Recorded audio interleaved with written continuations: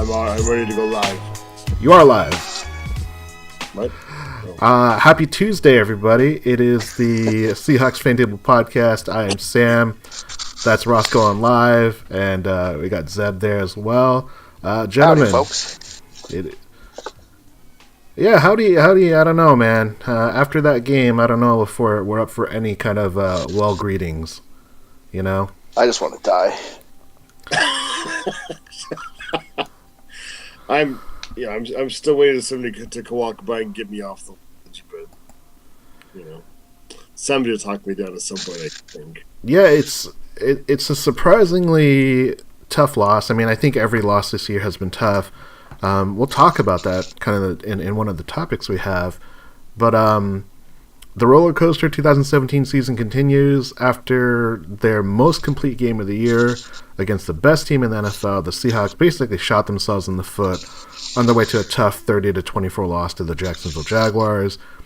Jags move to 9-3. Seattle or 9-4 now.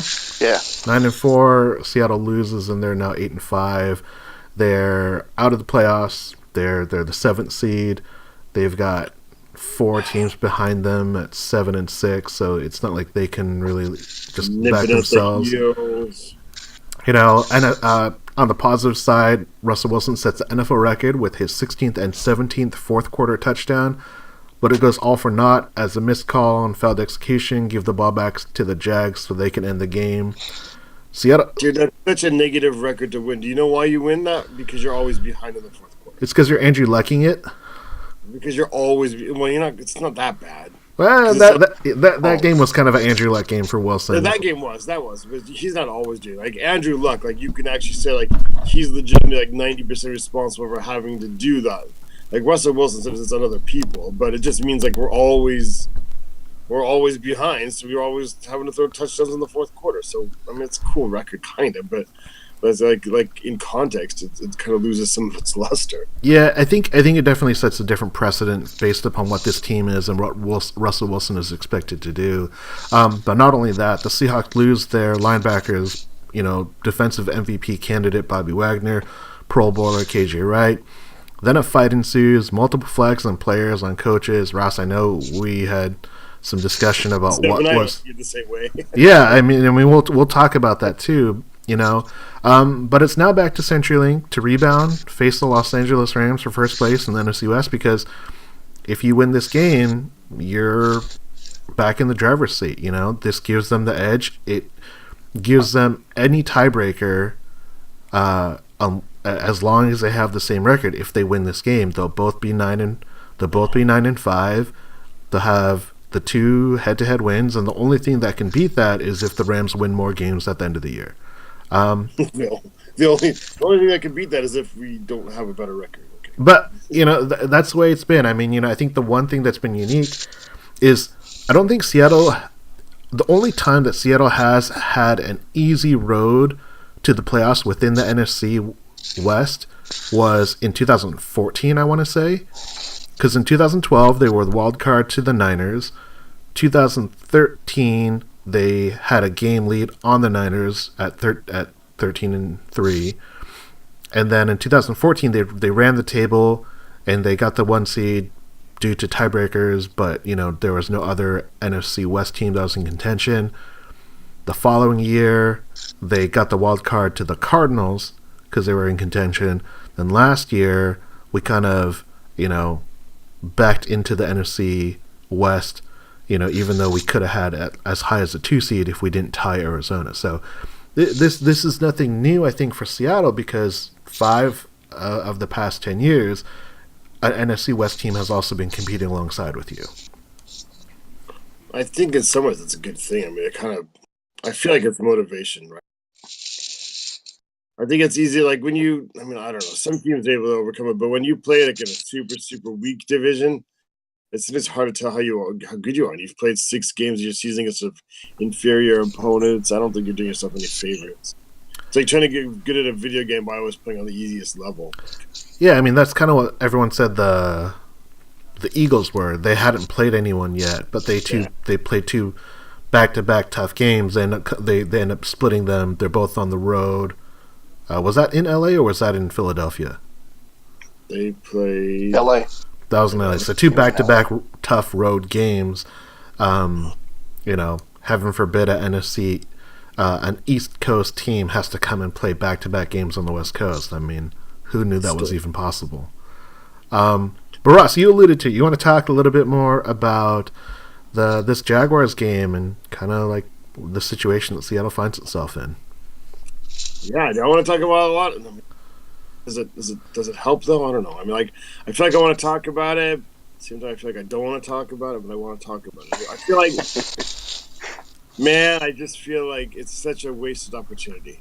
I feel like the whole season's a wasted opportunity. This is the year, like, you're just talking about, like, it's not an easy road to the playoffs for us, but this is the year you can really take advantage. Where, like, Green Bay was kind of the favorite coming in, but they lost Aaron Rodgers, so now, like, they're hoping he can, like, be Jesus at the end of the season. And the Eagles are on top, but we killed them. And then they hurt their quarterback this past week, so now it's got to be Foles. And the Rams look really good, except we've already beat them once in their stadium. So this, in theory, like, if we're just even like as good as we were like last year, this is our year. This is back to the Super Bowl. This is the road to the Super Bowl is right there. If all you got to do is be who you are, and we can't find who we are this year. That's really frustrating me.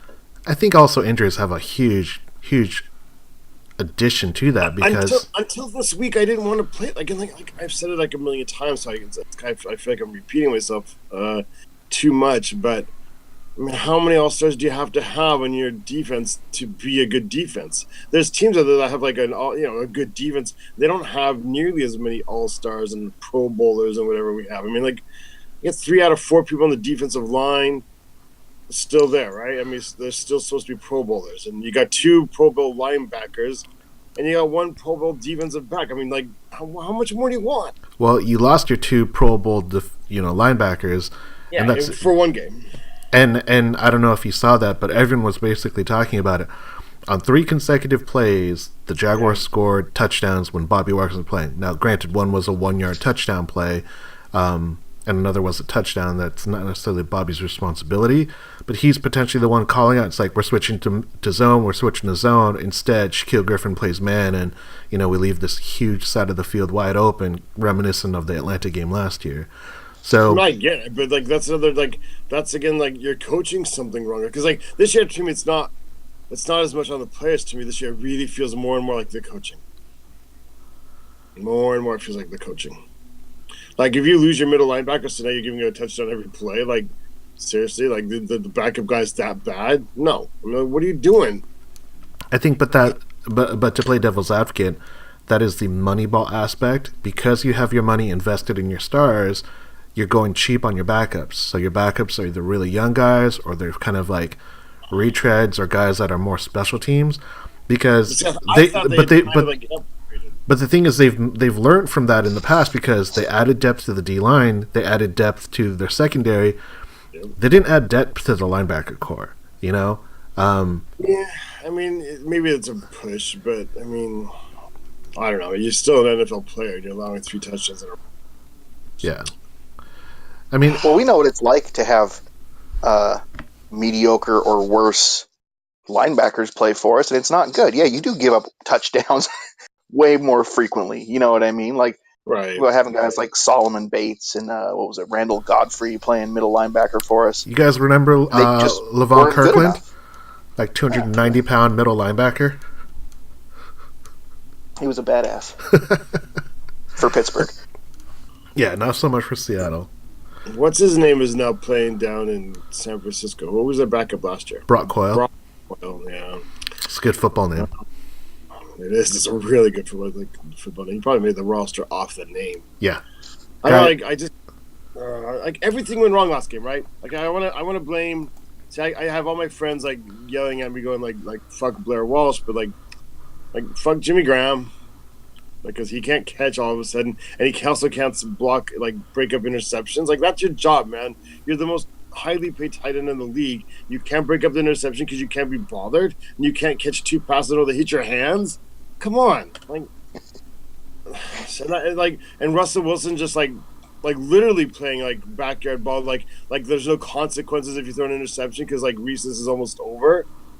Like, that's not how it works, man. You can't throw that ball. Like, I know you want to trust Doug Baldwin, but if you're going to throw it like that, you got to throw it, underthrow it, not overthrow it, because coverage is going to be deep. It's just like, it's driving me insane.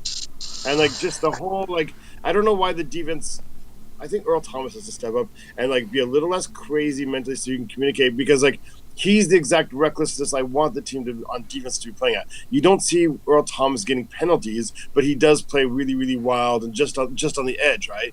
Because the rest of the team has got over the edge.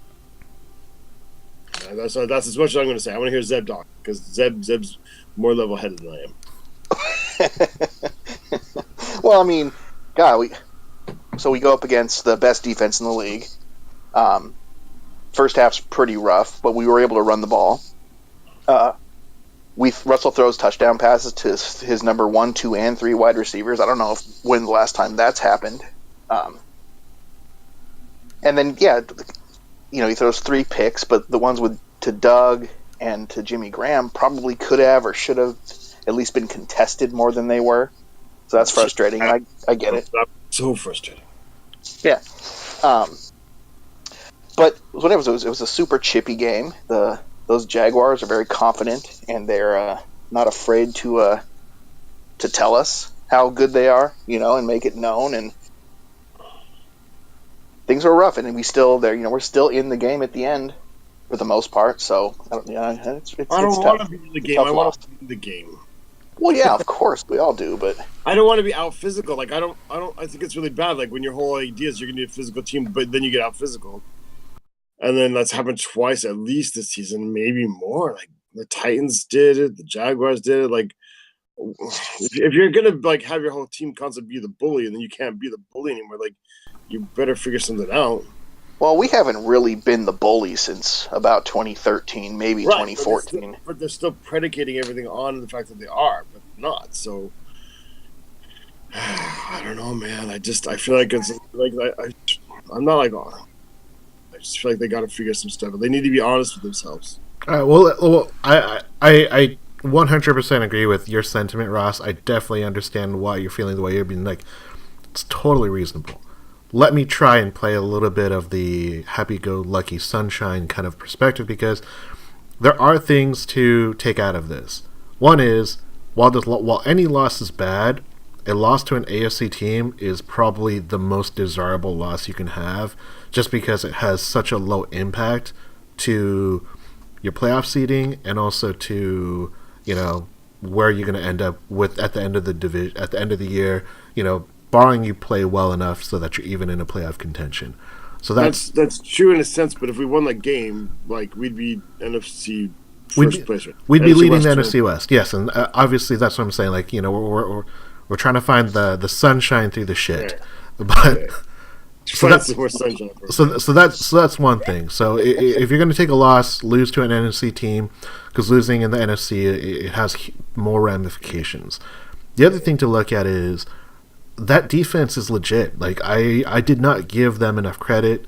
I knew that they were good. I knew Jalen Ramsey was good, but those jump balls that Russell on those interceptions they had, those they made them look easy, but that's kind of what Seattle used to make their touchdowns look like, when we would just go like, hey, yeah, I like these quarterbacks trying to challenge Richard Sherman and trying to challenge Earl Thomas and trying to pass underneath the Cam. That's what Seattle fans were accustomed to when we were the 2012 to 14 defense.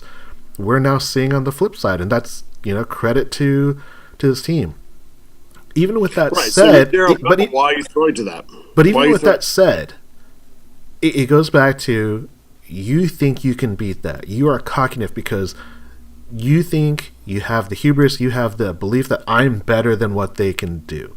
That's what every team does, and that was a game where obviously they found something towards the end because they were able to score those 3 long drives and score touchdowns, and if not for execution on not going for the first down by Doug, or having a weird play where the guy's not set properly, he's too deep, Jermaine Ifedi, you lose another 5 yards, and it's third and 6, and rather than doing anything reasonable, you try and like take a 7-step drop and go deep, and then on fourth and 6, Paul Richardson gets held, no questions about it, and he was your first look. But if you throw that ball, that's going to draw the flag. Instead, you throw 3 yards past Doug Baldwin, and he's got no shot at it. You can't.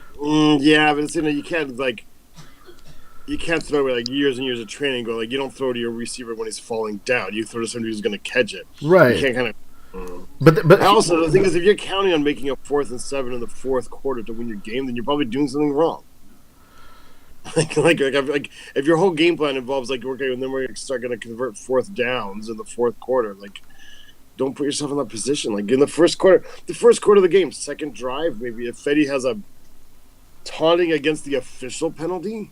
Like, come on, man. Yeah, but he also, but to in his defense, and we've been really critical, and we've chatted about this offline. He did draw 2, hands to the face penalties. He did. Which is like a really weird penalty. I mean, before Fetty got 2 of them in his benefit, I'd never seen it call in favor of Seattle. So I think like they need to start telling every like lineman like when they go back into pass protection, I count to 3, and then like snap your head back. Yeah, it's like just snap your head back. Put some extra grease on right underneath your neckline, and just like let them jam you. Just snap your head, like no matter where his head's at, just snap your head back, and like some rep's gonna think that you just got hands to the face. Because I'm pretty sure like that's what Fetty was doing, man. He's like, oh. Well, let's take this into topic number 1, because this is actually kind of where we're all leading towards. And topic number 1 is Pete champions the mantra "win forever." But are we seeing cracks in the philosophy? Ross, what do you think? Yeah, man, you got like a 70-year-old coach talking to 20-somethings, and they get the philosophy most of the time because there's no doubt. I mean, like there's, for all the problems we've had the past 2 years, maybe you never think like this team does doesn't not quit. Like they're in it to win it to the end, right? No matter what, they never doubt it, and it's contagious to the fans. We've talked about it in this past game until that 4th and 7th play, like, I thought they were still going to win. But, when you convert it all through and you convert it down to aggressive young men, Pete's all about, like, when he says win forever, he means win every play. And he doesn't mean necessarily against your opponent. He means, like, inside yourself. Did you do the best? Were you the best you can be that play? Did you beat yourself in a competition against yourself? Not as in, like, beat yourself, like, you lost the game. I mean, like, did you win? Was it a plus effort for you? And I think like some of these young men are taking it the wrong way, taking it as in like, they've started to lose. Like you've seen it time and time again. Like you're losing your mind and you're losing your composure. You're losing your sense of sportsmanship. And I don't think Pete Carroll will ever tell you like win forever ever means like lose your idea of sportsmanship. We had a couple plays. The Michael Bennett play. Everybody, it's almost like a litmus test, I think. But, I mean, people see it different ways. But even if you don't think he was purposely trying to hurt the center, do you think, like, he was composed and playing in good sportsmanship at that point when he's fighting away from 3 or 4 yards away from the ball? I don't think you can pretend you're doing that. And just other people throwing punches and other people going up to the stands. And, again, I get it. People are throwing stuff at him and apparently even throwing racial slurs at him. But you're the professional athlete, man. Like, you gotta be the professional athlete. And that's... You got to be the best person you can be, and not worry about what other people are doing, and that's part of it. And so I don't. It's an issue that again, it's just one more thing that I think they have to evaluate in the offseason. Like you have to install that philosophy, but you have to install it on a deep level where people really, really get what you're talking about and don't take away the wrong message. Zeb, what about you? It's easy to do. What's your take? I mean. As Ross was saying, win forever is not the idea that you're always winning in everything you're doing, but you're winning the things that you can control. Are you winning the role that you're given when asked? Do you think that there's a crack that we're starting to see that players maybe aren't buying in or aren't able to execute the way that we should expect them to do? I mean, it's a really complicated thing to think about, like trying to dissect which part of it isn't working, whether it starts with the philosophy or whether players are buying in. I don't think the philosophy itself has many cracks, at least not any more than any other type of philosophy when it comes to competition and being the best you can and doing the best you can every time. But I think that we got a lot of passionate, emotional players, and I think in a game like this where you're kind of getting beat up a little bit, and I don't think there's any question that down there in the trenches there was guys being dirty on both sides all throughout the game. It's just kind of part of it. So it doesn't surprise me at the end that you kind of lose control at a certain point and do some stupid, foolish thing that you shouldn't do. Or, let somebody else get the best of you and you get angry and you react the way you shouldn't. With Michael Bennett in particular, I don't think his initial play was dirty. I think he was just trying to swipe at the ball, which, yes, that's probably futile. Like, that's not going to work. But I don't think he was trying to hurt the guy. And then the guy stands over him, says something to him, reaches down and punches him in the dick, basically. And so Michael Bennett loses his temper and rolls over on him and wants to fight him.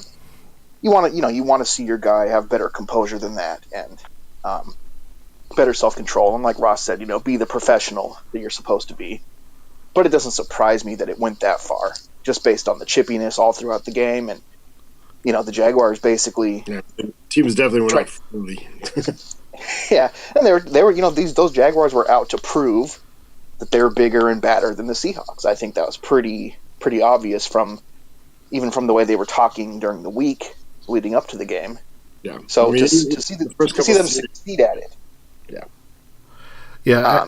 Yeah. Go ahead. I was going to say, like, so you hit on the Michael Bennett thing, and this is a really interesting thing because I don't know if there's a right or wrong, because one, we can see what we see, but at the end of it, we're all going to be, I don't want to say like biased in a bad way, but we all have our own perspective and we're going to kind of add our own lens to it.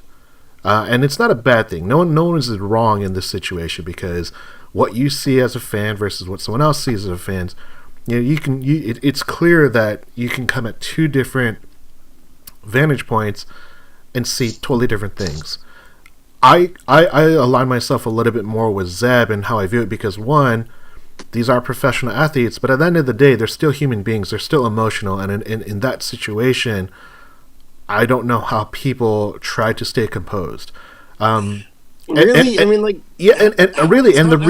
reason why that is, Ross, is because I'm not the one that has to go out there, get punched in the mouth, get punched in the body, get yelled at, get cursed at, and who knows what else that I can't even see because the cameras aren't on it. But it doesn't excuse their behavior, and I think that's the distinction. I see a lot of teams. I see a lot of games in victory, but I don't see as a higher percentage ending with the chippiness the Seattle shows when the other team gets to do a victory. But this goes back to what Pete instills in his players, and the idea is that he does not. No. You got to give me a second here. You got to give me a second. I will. So what Pete tells his players is, you win the moment, you win every day. Now, that's what he says. But what I take it as a player changes. When I win, I dominate, I destroy, I maim, I kill. I'm a defender. My job is to punish. Right? There's a way that people are going to warp that philosophy. Now, that's not what Pete intends. Pete doesn't say like, oh, hey, when you go out there, you're going to start punching people in the dick. You're going to do really underhanded things. No, the philosophy is still, you win the opportunities that you're given. But if I'm a player, I might take that further and say, okay, in order for me to win, I have to do these things. And these things are not going to be viewed as always, fair or gentleman or sportsmanlike. They're going to be things that are going to help me win. Because at the end of the day, I want to win. I want to win. I want to win this battle. I want to win this opportunity. And there are people that are going to take it in the wrong way. And the perfect example of that is, you look at a guy like Russell Wilson. Russell Wilson is the perfect example of what you want embodied in Win Forever. Yeah, I threw an interception. That's okay. I'm going to come back and throw it again. Oh, I threw another interception? I'm going to come back and I'm going to just keep throwing at you. I'm not going to go into my shell. I'm not going to shy away. Okay, you beat me 3 times? Well, I'm going to come back and beat you 3 times as well. I'm going to put my team in a position. I'm going to try and win.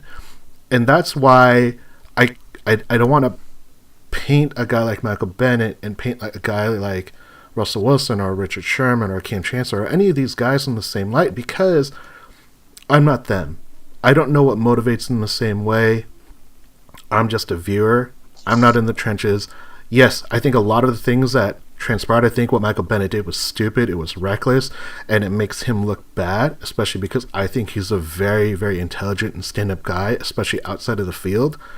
But I'm not in that moment. I'm not. I don't know what's happening. Well, as Zeb said, kind of you're pointing to exactly why you always have to be smart. I understand that, and I agree with you. Now he's completely undercut everything he's done. I agree with you, and that's the thing that probably hurts the most. Because that's what people see. That's the last. Every other network's cut away to that game because it's the last game on of the afternoon, and Michael Bennett's been in the news quite a bit this year, and that's what they see, and you want them to respect your off the field stances and things like that. You've done a good job of that, but then you do that, and then people go, "Wait, maybe that guy is a hothead." So here's a question. Here's a question to ask you, and then we're going to move on to topic number 2 because we got a couple other things we want to talk about.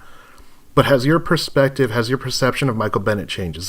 Has your perception of Michael Bennett changed since this game? Mine? No, or Ross. I don't know. I mean, not really. He's always that way.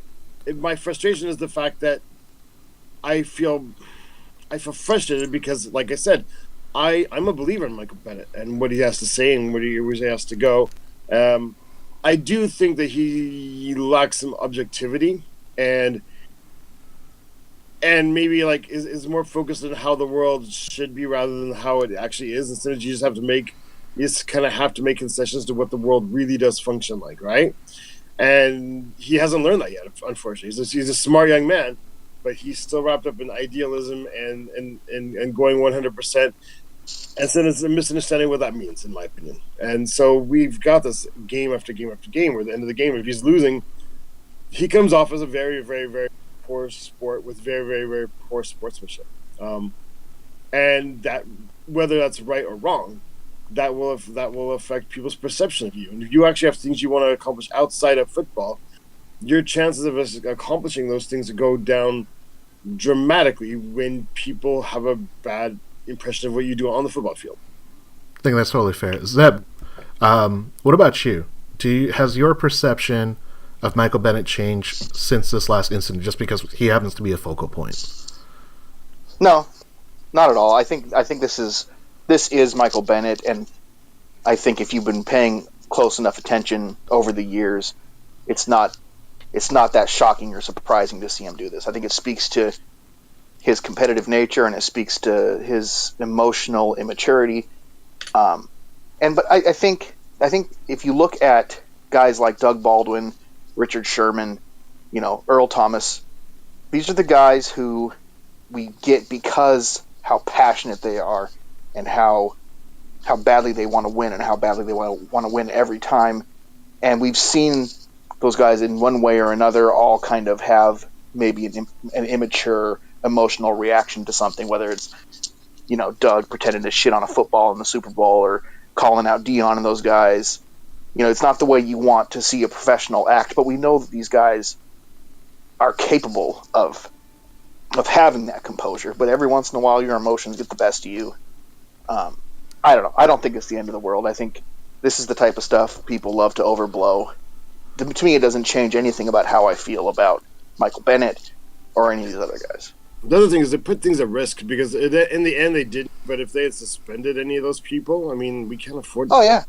Definitely. No, that your immaturity is going to cost us games? I mean, come on, man. I don't think anything that happened was suspension worthy, but if it had, then that's obviously detrimental to the success of the team, and it's uncalled for and it's unnecessary.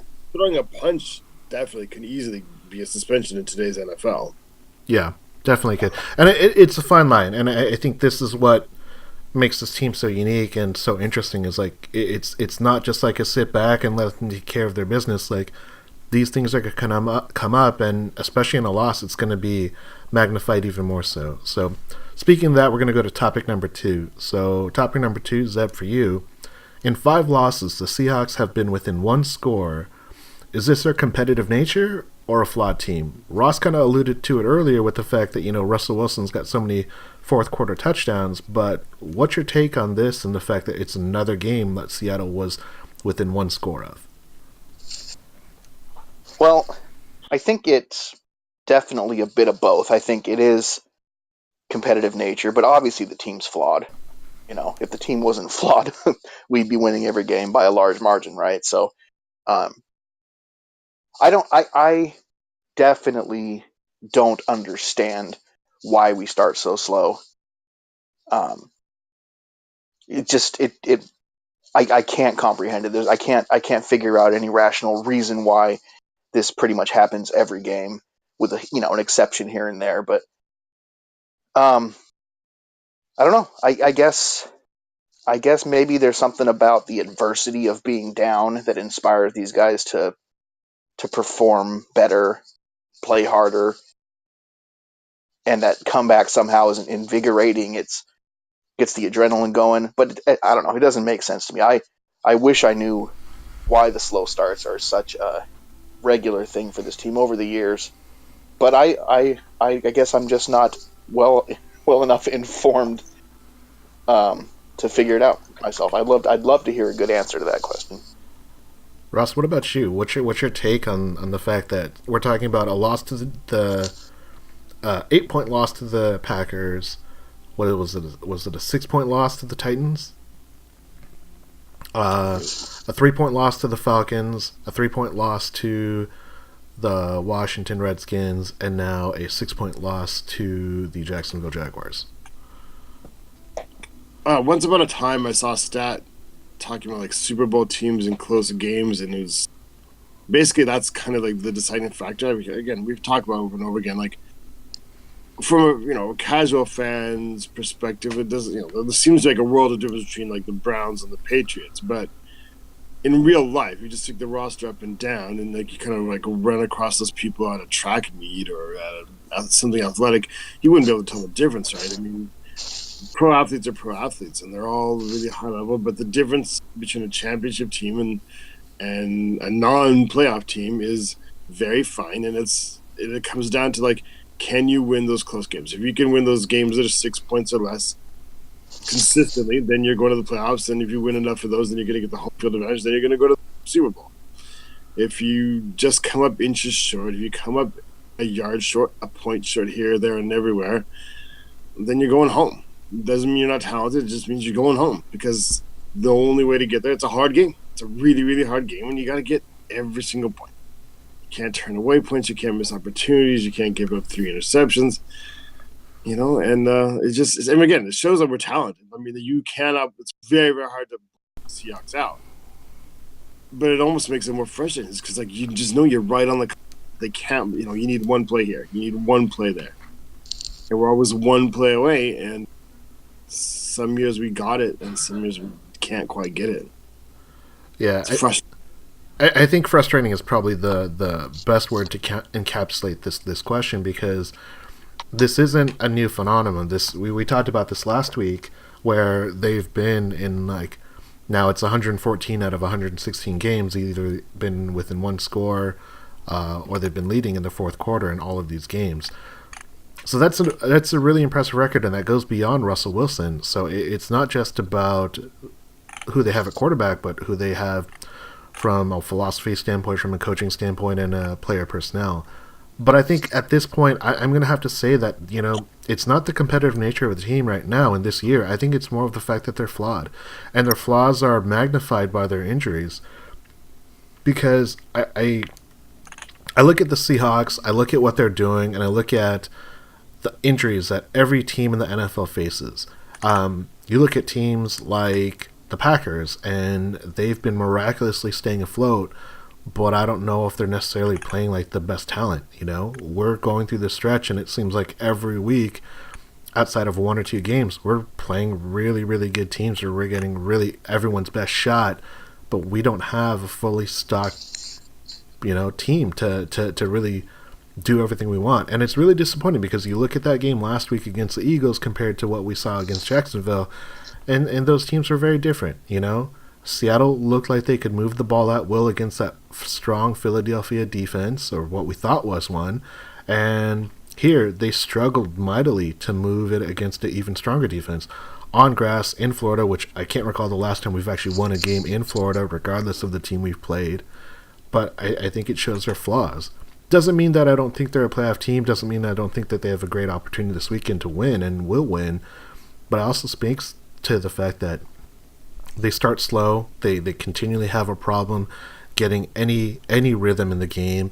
Once they find to have a rhythm, it takes one stupid play or one stupid penalty that just throws it off. And that was, to me, the biggest flaw in Russell Wilson's game on Sunday, is that every time that they had a chance to really move the ball, he turned the ball over. Obviously those aren't by design, and those aren't like just gimme throws.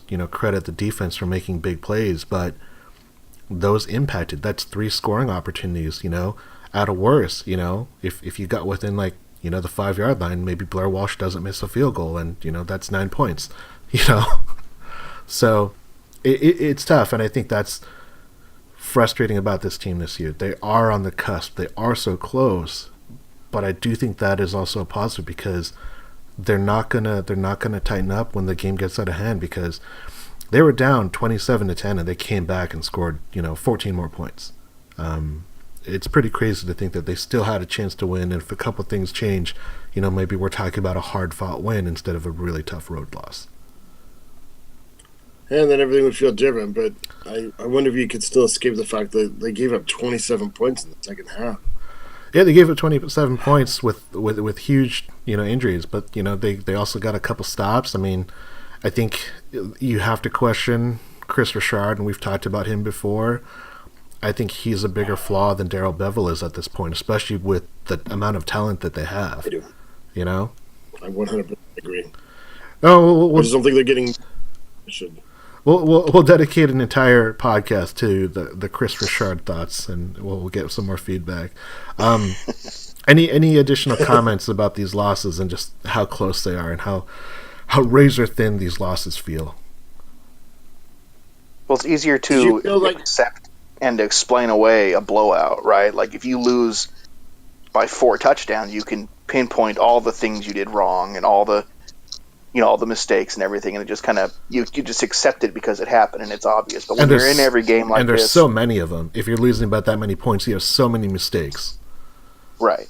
But in our games, it's you literally could have won, should have won every single one of those games, and that's frustrating. And it's hard to it makes it harder to kind of figure out exactly what the problems are because you are so close. What's that? I become unfair because I start to focus on like 1 or 2 plays. If that play or this play goes better, then we win or it's closer or whatever. And so I start to focus, and it's kind of like I see people around me going, Blair Walsh, but I'm like, that Atlanta game, man, like you can't give up those 2 passes. Those 2 passes, that's it right there. Although that's not true, because all along, everywhere in the game there was one play there, one play there, and you're back in it. But it just it brings out the worst to me when they lose by 1 play, essentially. Yeah. Because then I want to find the 1 play and I want to beat that person up. All right. Well, let's get some change of scenery here. We're going to talk about the Homer Corner. So, topic number 3, Ross. What is your responsibility as a Seahawks fan? And this was kind of brought up because in any loss, the trolls are going to come out, and if you're on the losing side, there's going to be a lot of people that are going to call you out rightfully, wrongfully, and especially if you're on social media. And Ross, I know you're not a huge proponent of it, but for those that are, you're going to come across this. But dude, I'm totally on WeChat. No one in America uses WeChat. But what's your responsibility as a Seahawks fan? Like, is there one? I think I take this is going to sound stupid. I feel I take it a little bit more seriously than some fans do because I live abroad. Like, when you meet people and you're wearing your Seahawks gear and you're in Tokyo or you're in Shanghai, you're in Singapore, wherever I happen to be, like you're like the ambassador for the team. Essentially, you might be the only Seahawks fan they ever meet. You might be the only NFL fan, right? So I kind of take it in a way sort of seriously. Like I try to be really positive and I try to like I try to put forward, my best foot, and I try to make a case for why the sport is fun, and why in particular Seahawks version of the sport is fun. I'm kind of old school that way, and I care more about the sort of like the appearances of things, and I don't know, like I try to class things up a bit, right? I mean, I take the high horse, and I try to, if I happen to meet other football fans who dislike the Seahawks, then you, of course, you have to protect your team's honor at all costs. And I've had to do that before because I've been in nightclubs and Raider fans. Because if you're in a nightclub, it's always Raider fans. I don't know why. Silver and black travels really, well. really, really cheap whiskey or really cheap tequila, and then they want to come over and they want to talk crap. And then you gotta set them right, and so you can't back down too much. To the point. Well, unless they're gonna fight you about it, then you're not gonna fight because that's just stupid. I'm 45, man. No, but I just think like it sounds kind of corny, but I feel like I'm an ambassador for the team generally, especially when I've got my gear on. I don't want to do anything dumb. You know what I mean? No, I get that. Zeb, what about you? You live in Portland, so it's considered Seahawks territory, but there's also probably a larger range of non-Seahawk fans that you'll run into compared to like Seattle. And, you're running into more NFL fans than Ross isn't going to run into based on the fact that he lives internationally. Yeah. I think I mostly agree with what Ross said. I think I used to be more kind of into the whole fanfare aspect and Blue Friday and, wearing every imaginable possible piece of Seahawks gear on Sundays and, standing up when we're on defense. in my living room, you know what I mean? Like those I used to buy into that stuff a little more. I've definitely cooled on that aspect of it. I think for me, I feel a responsibility to represent the fan base as best I can to other people, show that you're level-headed and you're confident, but you're not cocky, that you have the ability to talk about the game intelligently, and because you run across a lot of football fans who, they proclaim themselves as I'm a Cowboys fan or I'm a Patriots fan, and then you start talking, and then you realize they don't know much about the game so much. They're just like emotionally fans. Yeah. So I feel like that's what I feel like is my one responsibility as a Seahawks fan, is to represent Seahawks fans when I'm the one being looked at by other people. So nothing major. I don't think we don't owe. If you're in the stadium, I think you have a responsibility to be a good fan and do certain things. And people, obviously, a lot of people let you down in that aspect, sitting on their hands or trying to fight for stupid reasons. But outside of the stadium, just represent the fan base properly. In the stadium, what's your attitude towards like opposing fans? Be polite, be friendly, rib them a treat little them well. bit. Friendly jabs here and there is always fun. If they bitch at you about being too loud or standing up, then do it more. So that's just dumb. Because I've seen attitudes expressed to say something like, "I don't want opposing fans to feel comfortable sitting in our stadium." And I thought silly. that's so juvenile. Yeah, I'm not a proponent of that. I think everyone should feel welcome. If you pay money to go into the stadium, you should be allowed to cheer your team on regardless of what it is. Now maybe like in certain scenarios you don't wear your team colors and you just cheer like silently because you're not going to like Oakland and wearing Seahawks gear and be like, yeah, go Seahawks, and then you're surrounded by a bunch of guys and metal spikes and just I say, have worn Seahawks gear in Oakland Stadium.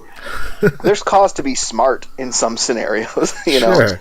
Like if you're gonna, it's funny because in the Seahawks stadium, it doesn't really work to not wear like a jersey because compared to other stadiums, like so many Seahawks fans either wear jerseys or they wear like Seahawks related clothing. I mean, like that's common everywhere, but like it's very, very high in Seattle. Like literally almost every single person. So when you see somebody not wearing any jersey at all, you just kind of assume they're an enemy fan, right, or an opposing fan. I think that's fair to say. You may as well just wear your team colors because if you're just wearing like a Gap sweatshirt, we're gonna assume you're a 49ers fan or whatever. Yeah, and I think what's unique is, whenever your team has success, you're going to get new fans. You're going to get new people that are excited about your team. They're not going to be necessarily super knowledgeable about the sport or even the team itself. They're cheering the colors. They're cheering the city, and that's great. And I try to be as welcoming and as encompassing as a fan. And the thing that I feel is as a responsibility is, above anything else, be respectful. There's a difference between, yelling at an opposing fan, saying their team sucks, and just ribbing them. It's like, oh, how's your trophy case? When's the last time you guys won a playoff game? Oh, Arizona Cardinals, our quarterback has more playoff wins than you do as a franchise. Certain things that, do it in jest. Do it to have fun. Be willing to take what other people are giving you as well. Like saying oh, what do you do when your quarterback doesn't have a stepping stool? Can he see above the counter? Accept that. It's part of the game. It's part of having fun. I think what it is you hate when fans get called out because it's never a good thing. You hate to see that happen, and it's not just Seahawks, but just in general. And I think that's the thing that I would have a hard time with. I wouldn't want anyone exposed to it, regardless of who they are, especially kind of with what happened at the end of the game in Jacksonville. That's obviously not a proponent of who the Jacksonville fans are as a whole. Every fan base has terrible fans, and you hope that there's enough fans that understand that and are respectful enough to make sure that those fans don't become so vocal that they become a huge proponent. Because you think about it, the one surprising thing that I'm still shocked by is the number of traveling Seahawks fans. Because Seattle is, it's this tiny little city. I mean, it's not tiny, but it's this city tucked away in, Egypt. People used to joke about that. Sean Springs joked about playing in Egypt. People had never heard of Seattle or been to Seattle.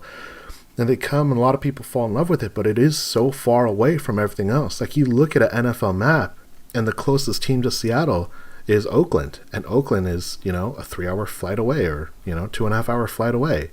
So that always shocks me that fans travel to these games. And, I think it's awesome. And it's something I'm still not used to.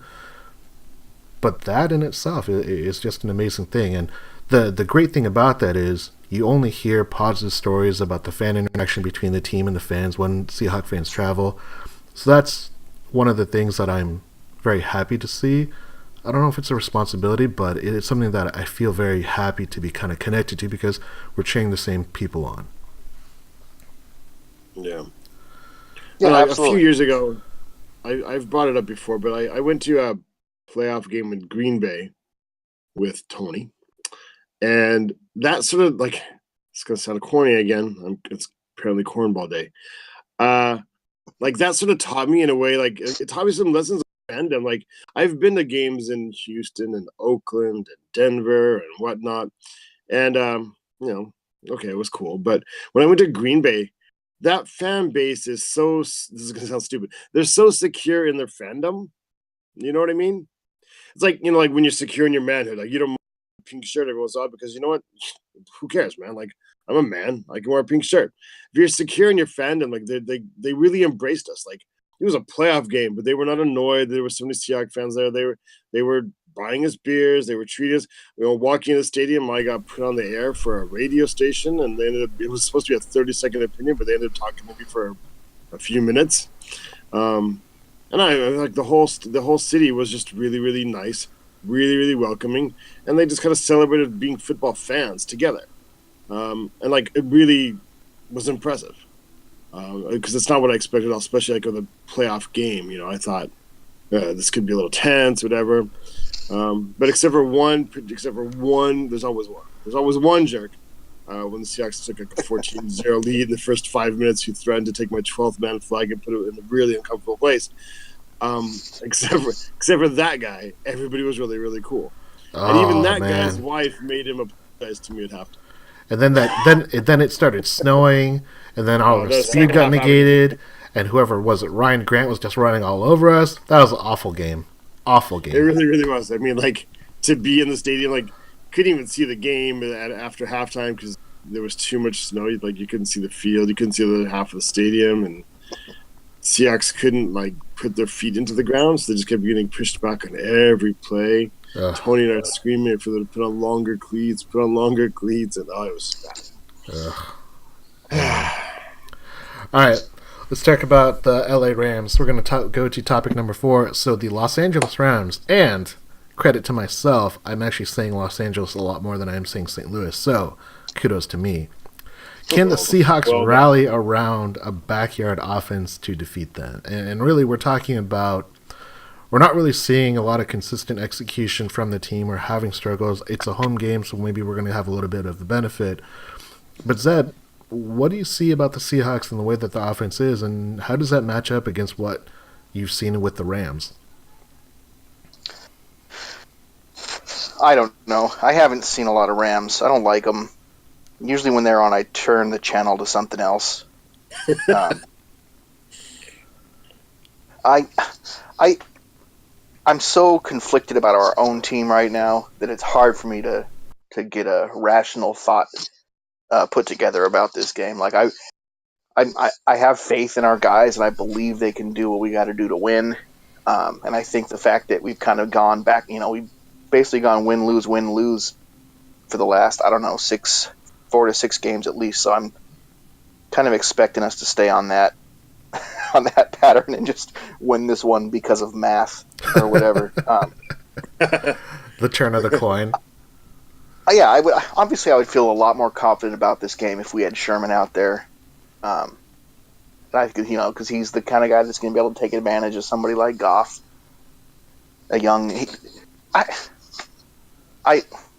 I think that last week against the Jaguars was kind of a perfect storm, and that if that game was played in Seattle, for example, it probably would have ended differently. So I think this will be. I believe that they'll be able to right the ship this week and put it together, and probably have something closer to what we saw against the Eagles 2 weeks ago.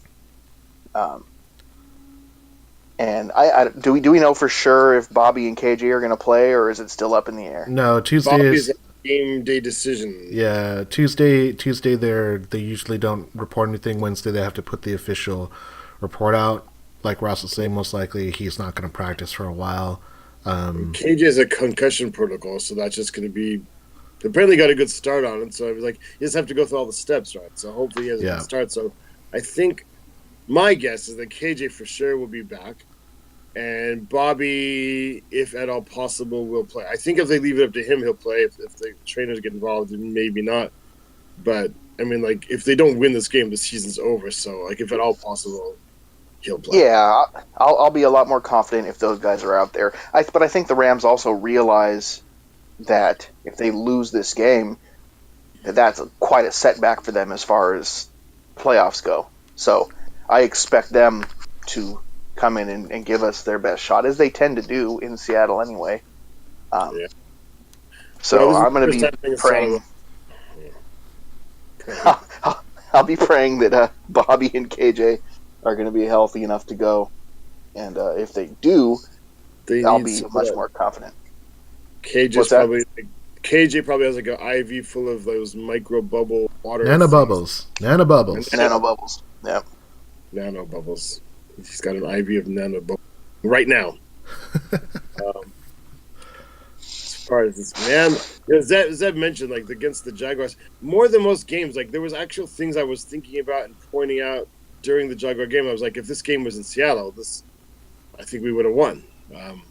Not just like as a theoretical thing. Like there was actually like physical things I was noticing, going, okay, that would have been different. This play would have been different. There would have been more pressure. There would have been,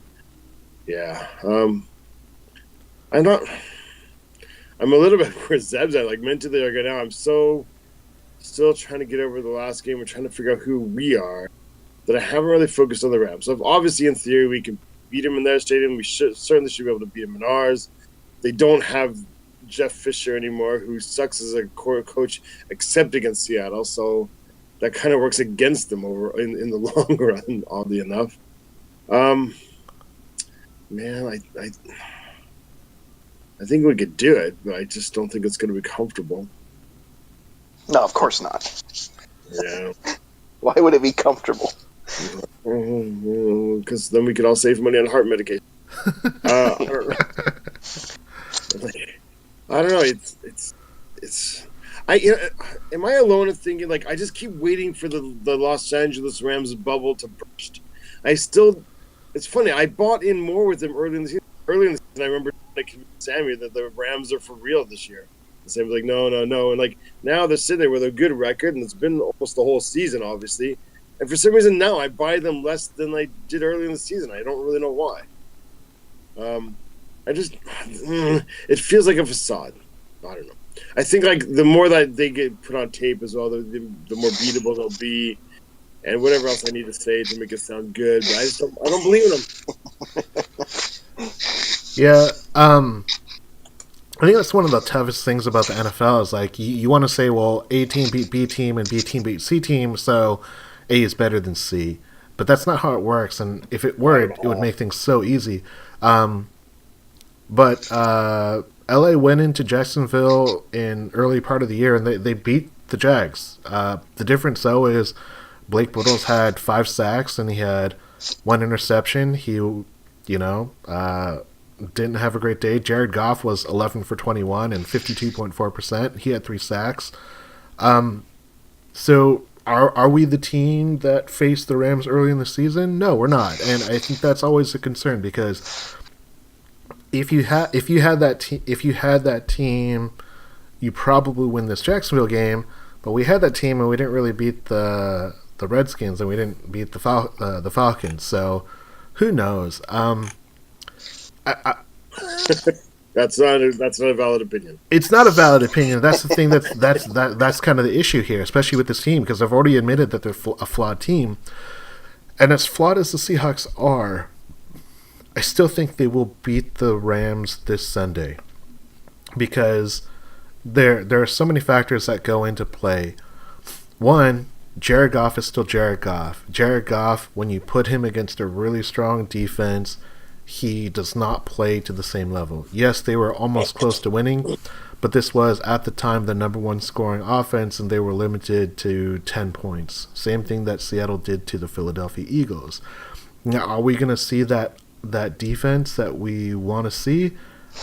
Maybe, especially if Bobby's not there, and if KJ's not there, then, it's going to be a lot tougher. But as I spoke to the rainbow in the shit earlier in the podcast, is that there are positives. Russell Wilson, as bad of a game as that was for him with the 3 interceptions, he still ran the ball really effectively. He still was effective with the ball when there wasn't blatant holding calls against our wide receivers.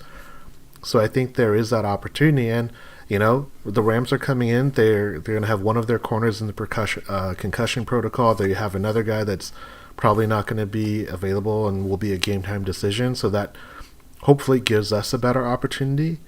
But yeah, it's an uncomfortable situation to be in because, of all the teams right now, the Cardinals are just annoying because Bruce Arians is like a heart attack away from getting carted off the field and you just don't want to see him.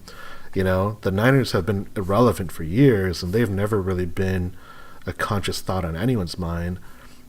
But these Rams, they're just kind of young and they score a lot of points and they kind of remind me of the Greatest Show on Turf, and I hated that team. I hated everything about that team because I was like, I don't care. I don't care that you score a lot of points. I don't care that you can go 4 wide receivers deep. I don't care that Kurt Warner's your MVP. I don't care that you were bagging groceries.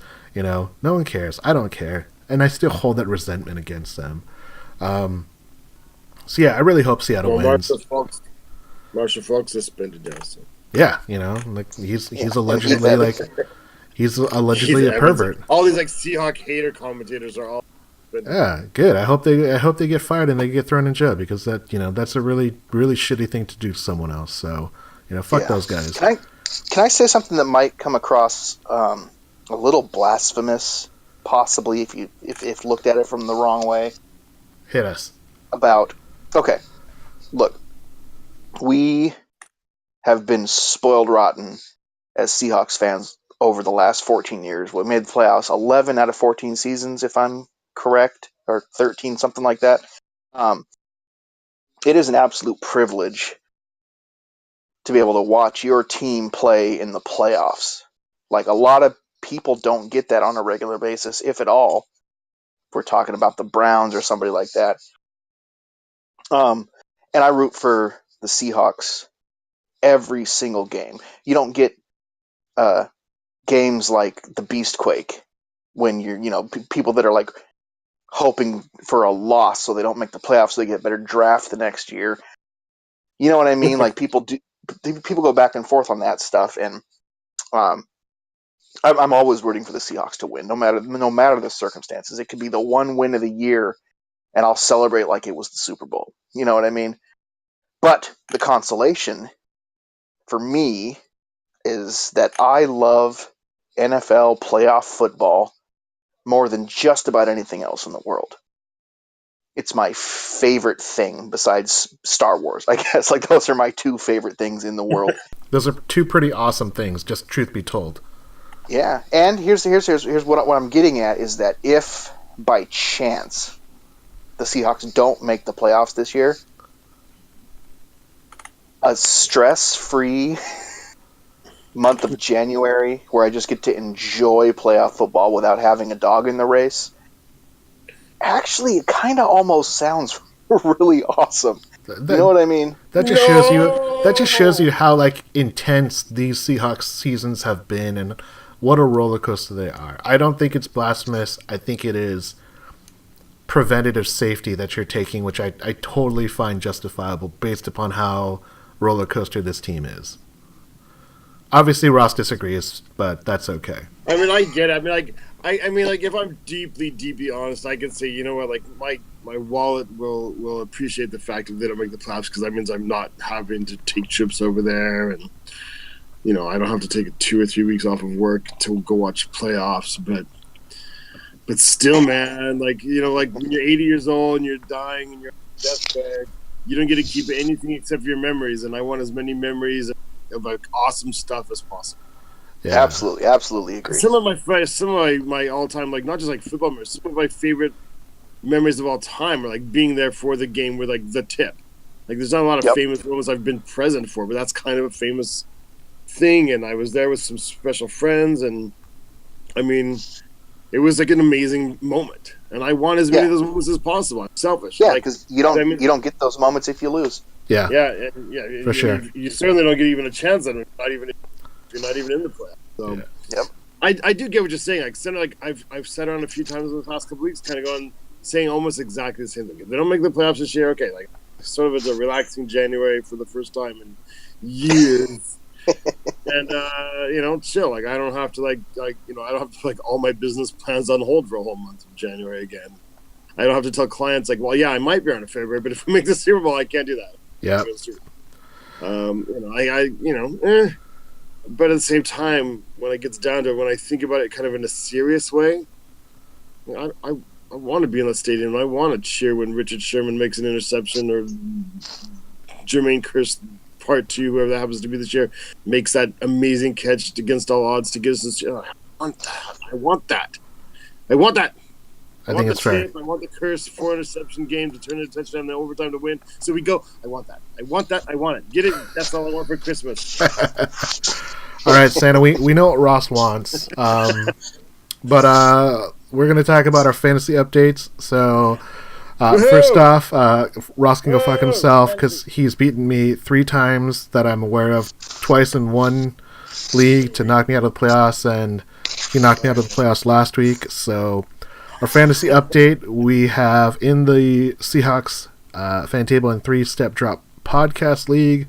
Number 1, Allison Horns Laurel is facing off against number 4, No Extra Lies Ross. So good luck to you, Ross. Go, Ross. And then on the other side, we have Lior's red team, Lior, who's the 2 seed, versus Maddie, who beat Zeb as the 3 seed. His team is called Bye Week.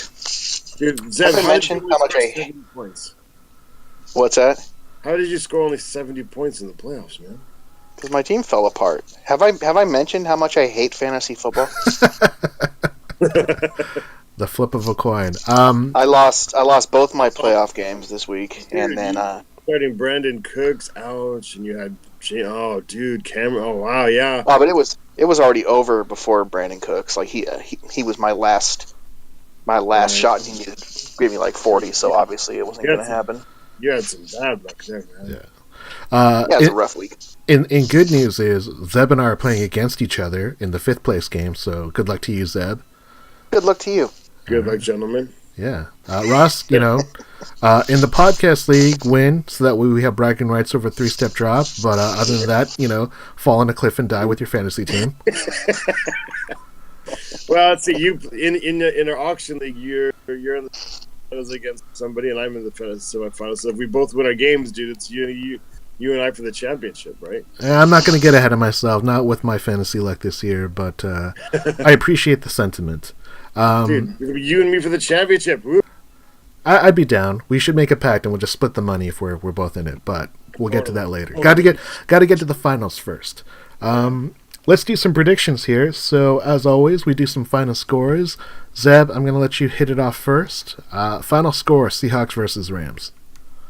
I think it's going to be a lot like last week's game, and I think it's going to be a lot like some of the higher scoring close games we've had this year. I'm going to say Seahawks win 31-23. Yeah, I like the double-digit lead. Ross? 31-23. Yep. Okay, so I'm going to go 29-27. I'm going to go 35-30 Seahawks. I think there's not going to be a lot of defense. All right. Here's an interesting prediction. First through third quarter score versus the fourth quarter score for the Seahawks. What's the point breakdown between the fourth quarter and the 3 previous quarters, Zeb? Are we basically deciding if we're going to have to come back to win at the end by scoring a bunch of points in the fourth? Just got to figure out how many points you predicted the Seahawks to win and divvy it up between the first 3 quarters and the fourth quarter. I think we'll have a much more consistent game this week. I don't expect any of the 31 that I predict. We'll get 10 of it in the fourth. All right. Of the 29 I predicted, I think we're going to get none of it in the fourth quarter. Ooh, we're going to cruise or just hold on to a win. I like that. That'll be hold on. That'll be very clinching. Clinching. Flashback to the Holmgren era. Yeah. I'm going to say we're going to score 21 points in the first 3 quarters and then 14 points in the fourth quarter. Nice. All right. Rushing attempts. Who's going to have more rushing attempts, Russell Wilson or Seattle running backs? So just attempts. Mike Davis. Running backs. Mike Davis running backs. He had 16 in the last game. He looked pretty solid. He's hurt. Yeah, he got hurt, but he was okay, right? Yeah. Last time he said he was okay too. They didn't let him play. Well, they said if they needed him to play, he would have played. But Seahawks seem to be really. Even more strict than other teams. Late, where it doesn't even matter where the player says. It's all about the training staff. I'm going to say the Seahawks. This one's not close. It's going to be the Seahawks running backs. Yeah, I think that because there's going to be a lot of scoring, I think it's going to probably be a little bit even, but because there's a few more running backs, it's going to end up going to the running backs as well. So if it was Wilson versus McKissick, then it'd be close. Yeah, that's a good point. All right, so this is based upon the current line. It's total points over under 48. So we've already provided our predictions, so I think all of us are going over except over. Yeah. Over. Wait. Who said 21 what? I said 35-30, so I'm at 65 points, so I'm over. Right, you're way over. What was Zeb? 31-23. Oh, okay. Yeah, so we're all quite a bit over. All right, here's another unique one. Blair Walsh field goal attempt over under 45 yards. Under. Anything longer, they won't even let him try. I was gonna say, I don't think they'll let him, especially depending on what direction. Dude, that guy's not. I'm not one of those throw the kick under the bus kind of guys. But at the same time, he's not here next year, is he? No, but he's on a 1-year contract, so that's no surprise. Yeah, I'm saying Seattle's not kicking any field goals. They're going to go for it on fourth down every time. So they're scoring touchdowns, not field goals this game. So they're not even going to give him a chance. So it's going to be under. Right. So, longest play of the game. Is it going to be a pass, a run, an interception, a fumble, kick return, or punt return? I'm going to go kick return just for the good mojo. I'd love to see Tyler get one. Ross, what about you? I'm going to say a pass. I think like Russell wasn't going by the second half last game, so I think they'll continue to keep taking their long, God, like even more than before, man. They're just into those long shots, aren't they? Yeah. Yeah, it's going to be a long pass. I like it. I'm predicting a big score game, so I'm going to say the longest play is definitely going to be a pass. I see Tyler Lockett getting some of his mojo back. I'd like to see him get another long touchdown. All right, and a final prediction for the game is who's going to be the rebound player of the week? Jimmy. Jimmy? Got to be Jimmy. Somebody on the defensive line is too sad. Michael Bennett? Maybe, hopefully. He has like a nice 4-sack game. Just gets everyone going crazy. Oh, that'd be awesome. Strip sack. Bobby comes back, returns it for a touchdown. I'm a little worried that Bobby's going to play when he shouldn't, and he's not going to be in his field. Like, if you got a hamstring problem in your middle, it's kind of a big deal, isn't it? Yeah, but it's better than having who's Garvin or Alexander out there. Yeah. God, I couldn't believe they put Alexander out there. It's like, put in another safety. God damn. Did you see Alexander kick that guy? Am I the only one that saw that? I didn't see that. He kicked a guy early in the game, and the Jaguars were all mad about it. But he didn't get called. And... Oh, man.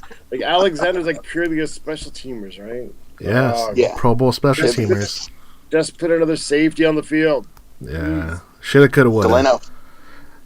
And gentlemen, that's our podcast show for the week. So, shout-outs. Wait, Sammy, did you give your rebound player of the week? Oh, my rebound player of the week? Oh, shoot. Blair Walsh. Even though he's not going to kick any field goals, he's going to hit all them PATs. Nice. Blair Walsh with 5 points. Yep. Rebound. Rebound. Pick him up on your fantasy team if you really believe it. Yeah. Dude, after he missed 3 field goals earlier this season, I picked him up on all my non-pay league teams as my kicker, just as like a sort of a vote of confidence, but not too much confidence. That was nice of me, though. So that's paid for you well. That's paid off well. Yeah. Well, I dropped him. I don't have him anymore. I don't anymore. So it lasted a while then. Yeah, I kept him over a couple of games. Yeah. It's hard to trust. I kind of feel for him. I so much wanted to have like a good story, but yeah, it kind of sucks. When you got the yips, you got the yips. Gentlemen, that's our show. Podcast shoutouts. Wait. Oh, yeah, sorry. Hey, go to triplebpodcast.com. We're going to have our Star Wars The Last Jedi special coming up here next Monday at noon. Don't forget to tune in. Are you not going to like live tweet or whatever while you go into the showing? You should do that. No, I'm going to pay attention to the movie. Well, not during the movie. I mean, like on your way there, because it's team and whatnot. And I don't know. When you go to the premiere in Tokyo, like there's all these people like dressed up, but like half the people in the stadium in this theater don't know why those people are dressed up. There's like, why is that girl wearing all white with weird hair? Tell you what. On our forum at forum.hoxcast.com, go to the Androids Dungeon. We're going to create a post about the Star Wars. We want to try and make it spoiler-free for the first maybe weekend, but people can talk about what they're doing to get ready, where they're going to go see it. So check that out on our website, forum.hoxcast.com, in the Android Dungeon section of the site. One of us will create a thread, and people can start talking about it. Make sure that it's spoiler-free. Nice. Spoiler free. Damn it. Spoiler free. Double. Yeah. Ross, any shout outs? Shout out to my cat, Blitz, who's gone now. 8 years. Rest in peace, Blitz. R.I.P. Yeah.